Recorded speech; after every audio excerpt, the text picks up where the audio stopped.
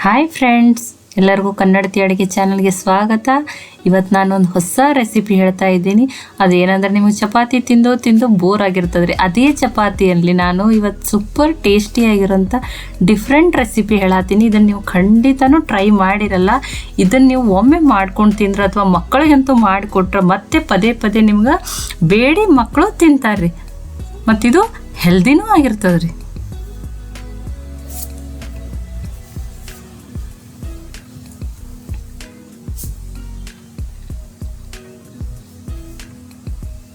ಅದಕ್ಕೆ ನಾನು ನೋಡ್ರಿ ಈ ರೀತಿ 3 ಚಪಾತಿಯನ್ನು ತೊಗೊಂಡಿನಿ ರೀ. ನಾನು ಇವತ್ತು ಇದೇ ಚಪಾತಿ ಒಳಗೆ 2 ರೆಸಿಪಿಯನ್ನು ನಿಮ್ಗೆ ಹೇಳ್ಕೊಡ್ತೀನಿ ರೀ. ನಾನು ಒಂದು ಚಿಕ್ಕ ಪೊಟ್ಯಾಟೋನ ಈ ರೀತಿ ಸ್ಮಾಲ್ ಕ್ಯೂಬ್ಸ್ ಆಗಿ ಕಟ್ ಮಾಡಿ ಇಟ್ಕೊಂಡಿದ್ದೀನಿ ರೀ.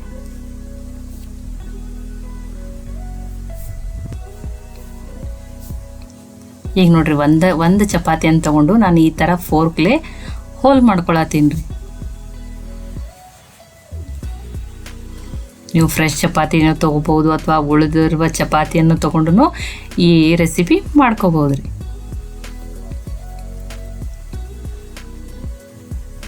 ನೋಡ್ರಿ ಈಗ ಎಣ್ಣೆ ಕಾಯ್ದದ್ರಿ. ಈ ಪೊಟ್ಯಾಟೊ ಕ್ಯೂಬ್ಸನ್ನು ನಾನು ಫ್ರೈ ಮಾಡತ್ತೀನಿ ರೀ.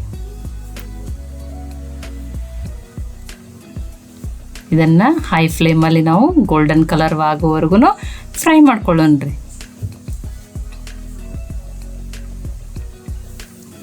ನೋಡ್ರಿ ಈ ಥರ ಗೋಲ್ಡನ್ ಕಲರ್ ಆಗಿದ್ಮೇಲೆ ಇವು ಕ್ರಿಸ್ಪಿನೂ ಆಗಿರ್ತಾವೆ ರೀ.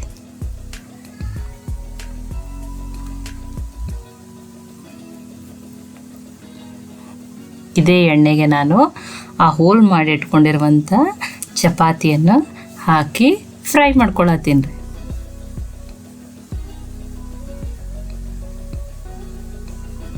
ನೋಡ್ರಿ ಇದು ಫ್ರೈ ಆದಮೇಲೆ ಕ್ರಿಸ್ಪಿಯಾಗಿರ್ತದೆ ರೀ. ನಿಮಗೆ ಚಪಾತಿ ತಿಂದು ಬೋರ್ ಆದಾಗ ಈ ರೀತಿ ಫ್ರೈ ಮಾಡಿಕೊಂಡು ನೀವು ಬರೀ ಸೇಜ್ವಾನ್ ಚಟ್ನಿ ಜೊತೆ ತಿಂದ್ರೂ ಇದು ತುಂಬಾ ಟೇಸ್ಟಿಯಾಗಿರ್ತದೆ ರೀ.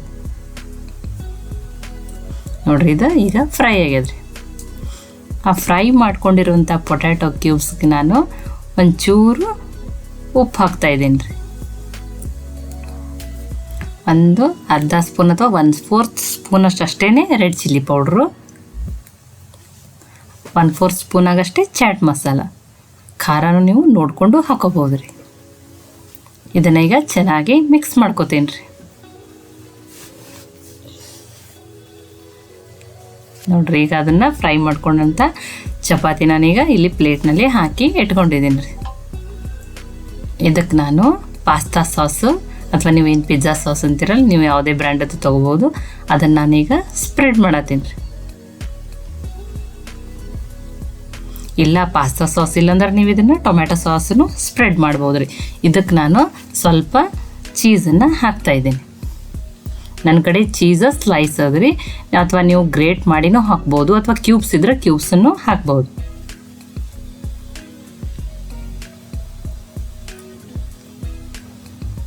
ಆ ಪೊಟ್ಯಾಟೊ ಏನು ಮಸಾಲ ಸ್ಪ್ರೆಡ್ ಮಾಡಿನಲ್ರಿ ಅದನ್ನು ಈಗ ಈ ರೀತಿ ಆ ಚಪಾತಿ ಮೇಲೆ ಸ್ಪ್ರೆಡ್ ಮಾಡ್ಕೊತಾ ಇದ್ದೀನಿ ರೀ.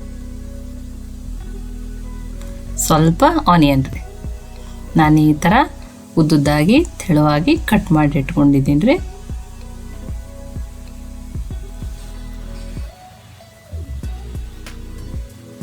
ನೋಡ್ರಿ ಸ್ವಲ್ಪ ಟೊಮ್ಯಾಟೊನೂ ಹಾಕತ್ತೀನಿ ರೀ. ನಾನು ಈ ರೀತಿ ಉದ್ದುದ್ದಾಗಿನೇ ಇವನ್ನು ಕಟ್ ಮಾಡಿ ಇಟ್ಕೊಂಡಿದ್ದೀನಿ ರೀ.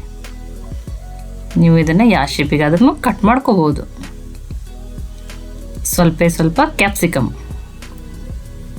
ನನ್ನ ಕಡೆ ಇವಷ್ಟೇ ವೆಜಿಟೇಬಲ್ಸ್ ಇದ್ದು ರೀ, ಇವನ್ನ ಹಾಕ್ಕೊಂಡೀನಿ. ನೀವು ಇನ್ನೂ ಬೇಕಂದ್ರೆ ಇದಕ್ಕೆ ಸ್ವೀಟ್ ಕಾರ್ನ್ ಹಾಕೋಬೋದು, ಪನ್ನೀರನ್ನು ಹಾಕೋಬೋದು, ಮಶ್ರೂಮನ್ನು ಆ್ಯಡ್ ಮಾಡ್ಕೋಬೋದು ರೀ.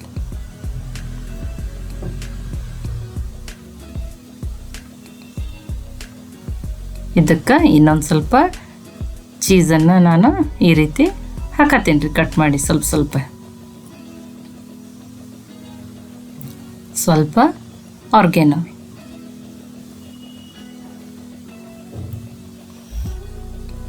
Chilli flakes.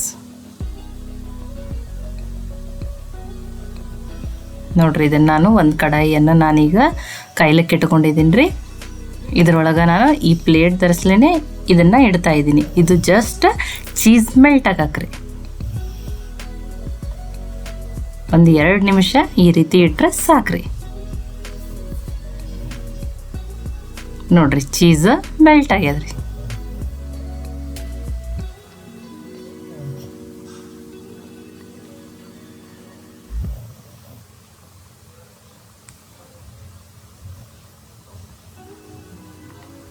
ನೋಡ್ರಿ ವಾವ್, ನೋಡ್ರಿ ಪಿಜ್ಜಾಗತ್ಲೆ ಸೂಪರ್ ಟೇಸ್ಟಿಯಾಗಿ ಪಿಜ್ಜಾ ರೆಡಿ ಆಗ್ಯದ. ಇದು ತುಂಬಾ ಕ್ರಿಸ್ಪಿಯಾಗಿರ್ತದೆ ರೀ.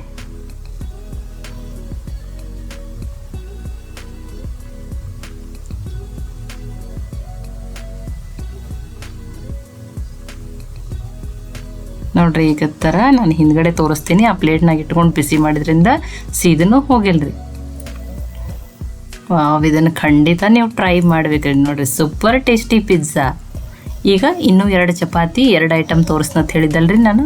ಆ ಉಳಿದಿರುವ 2 ಚಪಾತಿದಿಂದ ಇನ್ನೊಂದು ರೆಸಿಪಿ ಹೇಳ್ತಾ ಇದ್ದೀನಿ ರೀ. ಈ ರೀತಿ ನಾನು ಇವನ್ನ ರೋಲ್ ಮಾಡ್ಕೊತಾ ಇದ್ದೀನಿ. ನೋಡ್ರಿ ಈ ರೀತಿ ಕಟ್ ಮಾಡ್ಕೊಳತ್ತೀನಿ ರೀ. ಇದು ಈ ರೀತಿ ಕಟ್ ಮಾಡ್ಕೊಳ್ಳೋದ್ರಿಂದ ತೆಳುವಾಗಿ ಉದ್ದುದ್ದಾಗಿ ನೂಡಲ್ಸ್ ಥರ ಕಾಣ್ತದ್ರಿ. ಇದು ನೋಡ್ರಿ ಈಗ ಒಮ್ಮೆಲೆ ಕಟ್ ಮಾಡಿ ಇಟ್ಕೊಂಡಿದ್ದೀನಿ ರೀ.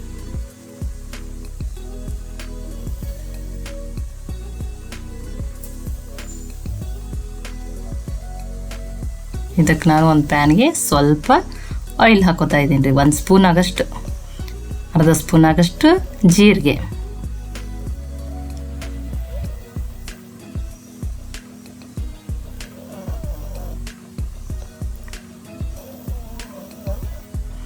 ಉದ್ದದ್ದಾಗಿ 1 ಮೀಡಿಯಮ್ ಸೈಜು ಕಟ್ ಮಾಡ್ಕೊಂಡಿರುವಂಥ ಆನಿಯನ್ನು.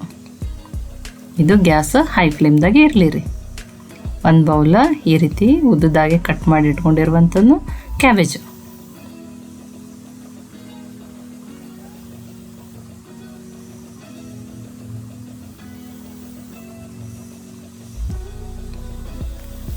ಸ್ವಲ್ಪ ಕ್ಯಾಪ್ಸಿಕಮ್,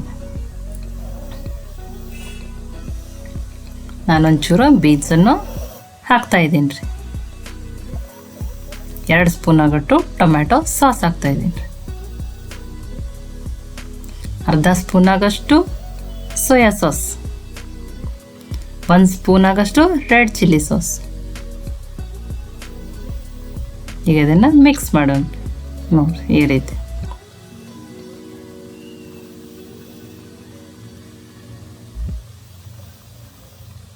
ರುಚಿಗೆ ತಕ್ಕಷ್ಟು ಉಪ್ಪು,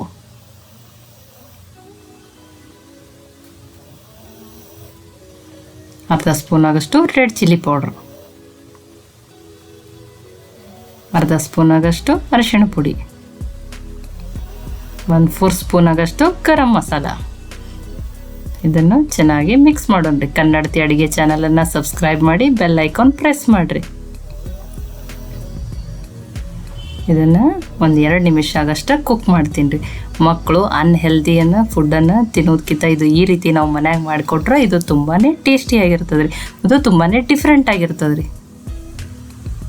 1 ಅರ್ಧ ಸ್ಪೂನ್ ಆಗಷ್ಟು ಬ್ಲ್ಯಾಕ್ ಪೆಪ್ಪರ್ ಪೌಡರ್ ಹಾಕ್ತಾಯಿದ್ದೀನಿ. ಸ್ವಲ್ಪ ನೀರು ಹಾಕ್ತಾಯಿದ್ದೀನಿ ರೀ. ಇದನ್ನು 1-2 ಸ್ಪೂನ್ ಆಗಷ್ಟು ನೀರು ಹಾಕಿದ್ರೆ ಸಾಕ್ರಿ.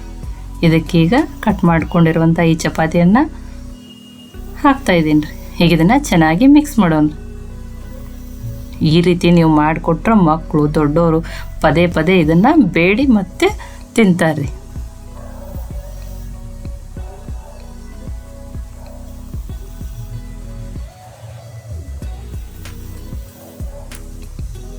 ನೋಡ್ರಿ ಇದಕ್ಕೆ ಕಟ್ ಮಾಡಿ ತೊಳೆದು ಇಟ್ಕೊಂಡಿರುವಂಥ ಕೊತ್ತಂಬರಿ ಸೊಪ್ಪು, ಇದನ್ನು ಇನ್ನೊಂದು ಸ್ವಲ್ಪ ಮಿಕ್ಸ್ ಮಾಡೀನಿ.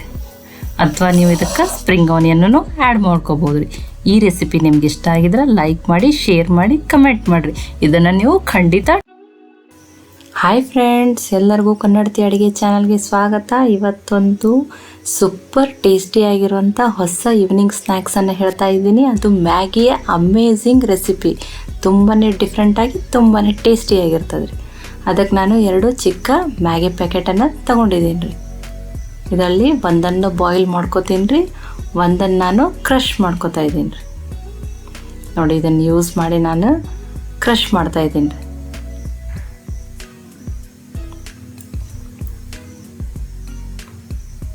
ಇದನ್ನು ನಾನು ಈಗ ಕ್ರಷ್ ಮಾಡಿದ್ದು ಆಮೇಲೆ ಯೂಸ್ ಮಾಡ್ತೀನಿ ರೀ. ಒಂದು ಬೌಲ್ನಲ್ಲಿ 2 ಗ್ಲಾಸ್ ಅಷ್ಟು ನೀರನ್ನು ನಾನು ಆಲ್ರೆಡಿ ಕಾಯಕ್ಕೆ ಇಟ್ಕೊಂಡಿದ್ದೀನಿ ರೀ.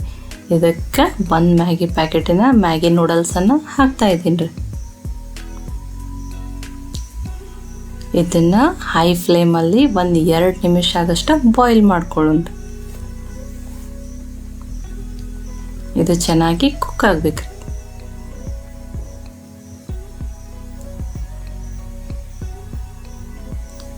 ನೋಡ್ರಿ, ಈಗಿದು ಕುಕ್ ಆಗ್ಯದ್ರಿ. ನೋಡ್ರಿ, ತುಂಬಾ ಸಾಫ್ಟಾಗಿ ಕರೆಕ್ಟಾಗಿ ಕುಕ್ ಆಗ್ಯದ್ರಿ. ಇದನ್ನು ನಾನು ನೀರನ್ನು ತಕ್ಕೊಂಡು ಡ್ರೈನ್ ಮಾಡ್ಕೊಂಡೀನಿ ರೀ. ಈ ಥರ ಅದನ್ನು ತಕ್ಕೊಂಡು ಒಂದು ಪಾತ್ರೆಗೆ ಹಾಕ್ಕೊಂಡೀನಿ ರೀ. ಇದಕ್ಕೆ ನಾನು ಒಂದು ಚಿಕ್ಕ ಈರುಳ್ಳಿನ ಕಟ್ ಮಾಡಿ ಹಾಕ್ತಾಯಿದ್ದೀನಿ ರೀ. ಸ್ವಲ್ಪ ತೊಳೆದು ಕಟ್ ಮಾಡ್ಕೊಂಡಿರುವಂಥ ಕೊತ್ತಂಬರಿ ಸೊಪ್ಪು, ಈ ಮ್ಯಾಗಿ ಪ್ಯಾಕೆಟ್ನೊಳಗಿನ ಟೇಸ್ಟ್ ಮೇಕರನ್ನು ಹಾಕ್ತಾಯಿದ್ದೀನಿ ರೀ. ಅರ್ಧ ಸ್ಪೂನ್ ಆಗಷ್ಟು ರೆಡ್ ಚಿಲ್ಲಿ ಪೌಡ್ರ್. ಇದನ್ನು ಚೆನ್ನಾಗಿ ಮಿಕ್ಸ್ ಮಾಡೋಣ. ಇದಕ್ಕೆ ಬೈಂಡಿಂಗ್ ಸಲುವಾಗಿ ನಾನು 3 ಸ್ಪೂನ್ ಆಗಷ್ಟು ಕಾರ್ನ್ಫ್ಲವರನ್ನು ಹಾಕ್ತಾಯಿದ್ದೀನಿ ರೀ. ನೀವು ಕಾರ್ನ್ಫ್ಲವರ್ ಇಲ್ಲಾಂದ್ರೆ ಮೈದಾನೂ ಹಾಕೋಬೋದು. ಟೇಸ್ಟ್ ಮೇಕರ್ ಒಳಗೆ ಉಪ್ಪು ಇರೋದ್ರಿಂದ ನಾನಿಲ್ಲಿ ಉಪ್ಪನ್ನು ಹಾಕಿಲ್ಲ ರೀ. ಇದನ್ನು ಚೆನ್ನಾಗಿ ಮಿಕ್ಸ್ ಮಾಡೋಣ ರೀ.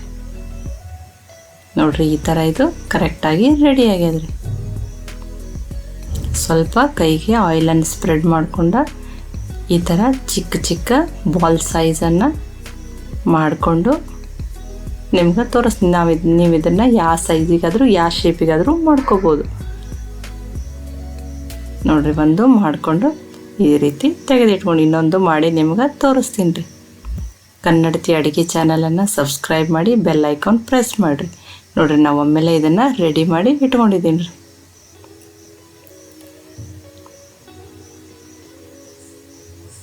ನೋಡಿ, ಇಲ್ಲಿ ನಾನು 1 ಪ್ಯಾಕೆಟನ್ನು ಕ್ರಷ್ ಮಾಡಿದ್ದೀನಲ್ರಿ, ಅದನ್ನು ನಾನು ಈಗ ಯೂಸ್ ಮಾಡ್ತಾಯಿದ್ದೀನಿ ರೀ.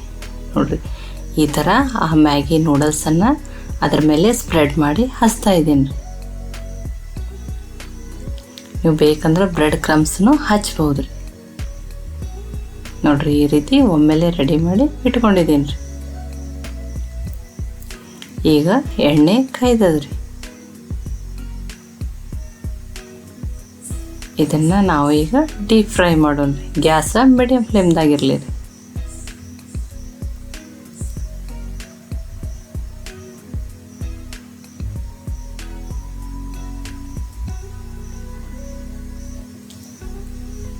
ಗೋಲ್ಡನ್ ಕಲರ್ ಆಗಿ ಕ್ರಿಸ್ಪಿ ಆಗೋವರೆಗೂ ಇದನ್ನು ಚೆನ್ನಾಗಿ ಫ್ರೈ ಮಾಡೋಣ ರೀ. ನೋಡ್ರಿ, ಈಗ ಪರ್ಫೆಕ್ಟಾಗಿ ಇವು ಫ್ರೈ ಆಗ್ಯಾವ್ರಿ. ಇದನ್ನು ಸಪ್ರೇಟ್ ಪ್ಲೇಟಿಗೆ ಹಾಕೋತಾ ಇದ್ದೀನಿ ರೀ.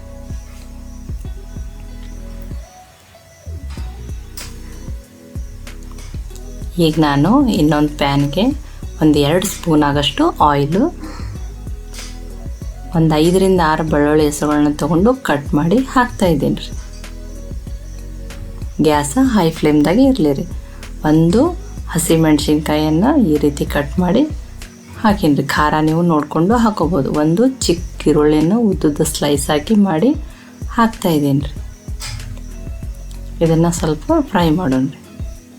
1 ಕ್ಯಾಪ್ಸಿಕಮ್, ಇದನ್ನು ನಾನು ಸ್ವಲ್ಪನೇ ಫ್ರೈ ಮಾಡತ್ತೀನಿ ರೀ. ಇದ್ರ ಕ್ರಿಸ್ಪಿನೆಸ್ ಹೋಗಬಾರ್ದು ರೀ. ಇದಕ್ಕೀಗ 1 ಸ್ಪೂನ್ ಆಗಷ್ಟು ಸೋಯಾ ಸಾಸ್,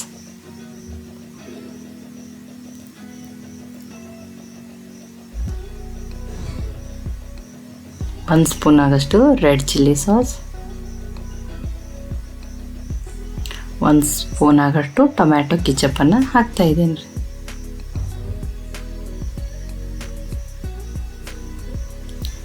ನೀವು ವಿನೆಗರ್ ಬೇಕಂದ್ರೂ 1 ಸ್ಪೂನು ಹಾಕೋಬೋದು ರೀ.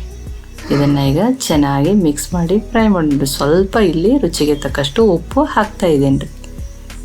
ನಾನು 1 ಸ್ಪೂನ್ ಆಗಷ್ಟು ಕಾರ್ನ್ಫ್ಲವರನ್ನು ತಗೊಂಡು 2 ರಿಂದ 3 ಸ್ಪೂನ್ ಆಗಷ್ಟು ನೀರನ್ನು ಹಾಕಿ ಇದನ್ನು ಡೈಲ್ಯೂಟ್ ಮಾಡಿ ಹಾಕ್ತಾಯಿದ್ದೀನಿ ರೀ. ಇದು ಗ್ರೇವಿಗೆ ತುಂಬಾ ಸ್ಮೂತ್ ಸ್ಟ್ರಕ್ಚರ್ ಬರ್ತದೆ ರೀ. ನೀವು ಗ್ರೇವಿ ಇನ್ನೊಂದು ಸ್ವಲ್ಪ ಬೇಕಂದ್ರೆ ನೀರು ಜಾಸ್ತಿ ಆ್ಯಡ್ ಮಾಡಬೇಕು. ನೋಡಿರಿ ಈಗ ಚೆನ್ನಾಗಿ ಗ್ರೇವಿ ರೆಡಿ ಆಗ್ಯದ. ಈಗ ಮ್ಯಾಗಿ ನೂಡಲ್ಸನ್ನು ಫ್ರೈಡನ್ನು ಹಾಕ್ಕೊಳ್ಳೋಣ್ರಿ. ಮ್ಯಾಗಿ ಬಾಲ್ಸನ್ನು ನನಗೆ ತುಂಬ ಗ್ರೇವಿ ಇಷ್ಟ ಆಗಲ್ರಿ, ಥಿಕ್ ಗ್ರೇವಿನೇ ನಾನು ಇಲ್ಲಿ ರೆಡಿ ಮಾಡ್ಕೊಂಡಿದ್ದೀನಿ ರೀ. ನೋಡಿರಿ ಮ್ಯಾಗಿ ಮಂಚೂರಿಯನ್ನ ಈಗ ರೆಡಿ ಆಗ್ಯದ್ರಿ. ಅದಕ್ಕೆ ಸ್ವಲ್ಪ ಟೇಸ್ಟಿಗೆ ಅರ್ಧ ಸ್ಪೂನ್ಗಿಂತ ಕಡಿಮೆ ಬ್ಲ್ಯಾಕ್ ಪೆಪ್ಪರು, ಸ್ವಲ್ಪ ಸ್ಪ್ರಿಂಗ್ ಆನಿಯನ್ನು, ಸ್ವಲ್ಪನೇ ಉದ್ದುದ್ದಾಗಿ ಕಟ್ ಮಾಡ್ಕೊಂಡಿರುವಂಥ ಕ್ಯಾಬೇಜು, ಇದನ್ನು ಈಗ ಚೆನ್ನಾಗಿ ಮಿಕ್ಸ್ ಮಾಡ್ಕೊಳ್ಳೋಣ್ರಿ. ಈ ರೆಸಿಪಿ ತುಂಬಾ ಡಿಫ್ರೆಂಟು, ತುಂಬಾ ಟೇಸ್ಟಿಯಾಗಿರ್ತದೆ ರೀ. ಇದನ್ನು ನೀವು ಖಂಡಿತ ಟ್ರೈ ಮಾಡಿರಿ. ಈಗ ಇದು ಪರ್ಫೆಕ್ಟಾಗಿ ರೆಡಿ ಆಗ್ಯದ್ರಿ. ಈ ರೆಸಿಪಿ ನಿಮ್ಗೆ ಇಷ್ಟ ಆಗಿತ್ತಂದ್ರೆ ಲೈಕ್ ಮಾಡಿ, ಶೇರ್ ಮಾಡಿ, ಕಮೆಂಟ್ ಮಾಡಿರಿ.